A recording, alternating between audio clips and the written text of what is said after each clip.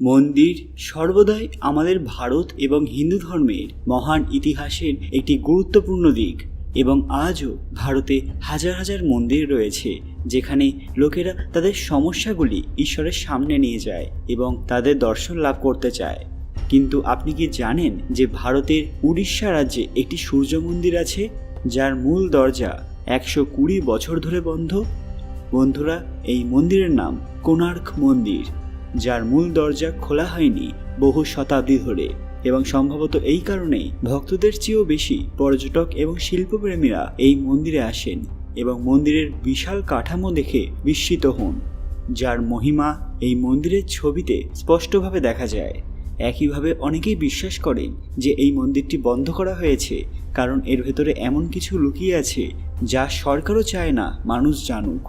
ভগবান সূর্যের এই মন্দিরটিকে ভারত তথা বিশ্বের অন্যতম রহস্যময় মন্দির বলে মনে করা হয়, কারণ এই মন্দিরের আশেপাশে বসবাসকারী সব লোকেরা এখান থেকে সর্বদা নানা ধরনের শব্দ শুনতে পায়। রাত্রিবেলা নাচ এবং গানের শব্দ শোনা যায়।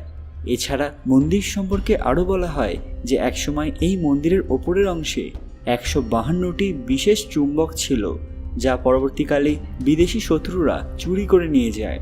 এটাও বলা হয় যে ভারত সরকার বহুবার এই মন্দিরের মূল দরজা খোলার চেষ্টা করেছিল, অর্থাৎ সিদ্ধান্ত নিয়েছিল, কিন্তু সরকার কখনোই তার সিদ্ধান্ত পূরণ করতে পারেনি, কারণ সবসময় শেষ পর্যন্ত কোনো না কোনো কারণে সরকার এই মন্দিরের দরজা খোলার সিদ্ধান্ত বদল করত, যেন সরকারও চায় না এই মন্দিরে লুকিয়ে থাকা রহস্যের সত্যতা প্রকাশ হোক। গুরুত্বপূর্ণ, রহস্যময় এবং প্রাচীন মন্দিরগুলির মধ্যে একটি কোণার্ক সূর্য মন্দির ভারতের উড়িষ্যা রাজ্যের পুরী শহর থেকে 22 মাইল দূরে অবস্থিত চন্দ্রভাগা নদীর তীরে রয়েছে। এটি সূর্য দেবতাকে উৎসর্গ করা ভারতের বৃহত্তম মন্দির। এই মন্দিরের জাঁকজমক এবং আশ্চর্যজনক কাঠামোর কারণে বিশ্বের 10টি বৃহত্তম মন্দিরের মধ্যে অন্যতম। এই মন্দিরটি দেখতে সত্যিই সুন্দর, কারণ নির্মাতা এটিকে রথের আকার দিয়েছেন, যেমন সূর্যদেবের রথ। এই মন্দিরের চারপাশে রয়েছে বিশাল চাকা, যার সামনে 7টি বড় বৃত্তের আকৃতি তৈরি করা হয়েছে। এছাড়া এই মন্দিরে সূর্য দেবতার মন্দির রয়েছে বলেও অনেকে বিশ্বাস করেন। 12 মাসে সূর্যের চারিদিকে ঘুরতে সমস্ত চাকার 12 মাস সময় লাগে। কোণার্ক মন্দিরের ইতিহাস সম্পর্কে বেশি কিছু জানা যায় না, তবে এই মন্দিরটি কেন নির্মিত হয়েছিল তা এখনও একটি রহস্য। তবে এর সাথে সম্পর্কিত একটি গল্প কিছু ধর্মীয় গ্রন্থে দেখা যায়, যেখানে বলা হয়েছে যে এই মন্দিরটি ভগবান শ্রীকৃষ্ণের পুত্র দ্বারা নির্মিত হয়েছিল। কথিত আছে নারদ মুনি কৃষ্ণপুত্র শাম্বের অশ্লীল আচরণের কারণে খুবই ক্রুদ্ধ ছিলেন। তিনি তার বুদ্ধিকে কাজে লাগিয়ে এক এমন কাজ করেন যা শাম্বের ওপর বিদ্যুতের মতো পড়ে। শাম্বকে গোপিনীদের কাছে জলক্রীড়া করতে পাঠিয়ে তিনি শ্রীকৃষ্ণকে খবর দেন। শ্রীকৃষ্ণ এতে অত্যন্ত ক্রুদ্ধ হন এবং নিজ পুত্র শাম্বকে অভিশাপ দিয়েছিলেন, যার কারণে তিনি চর্মরোগে আক্রান্ত হন। শাম্ব এর প্রতিকার চাইতে কটকে গেলে এক ঋষি জানান এই অভিশাপ থেকে একমাত্র ভগবান সূর্যই তাকে রক্ষা করতে পারেন। এরপর চন্দ্রভাগা নদীর তীরে তিনি 12 বছর ধরে ভগবান সূর্যের জন্য তপস্যা করেছিলেন, যার ফলে ভগবান সূর্য প্রসন্ন হয়ে শাম্বকে তার অভিশাপ থেকে মুক্ত করেছিলেন। এরপরে ভগবান সূর্যকে খুশি করার জন্য তিনি এক বিশাল সূর্য মন্দির নির্মাণ করান, যা বর্তমানে কোণার্ক সূর্য মন্দির নামে পরিচিত।